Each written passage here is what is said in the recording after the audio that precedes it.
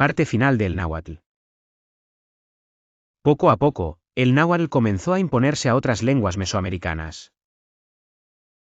Ninguna de las variantes contemporáneas es idéntica al náhuatl clásico, aunque las variantes centrales, habladas alrededor del Valle de México, están más estrechamente relacionadas con este que las de la periferia.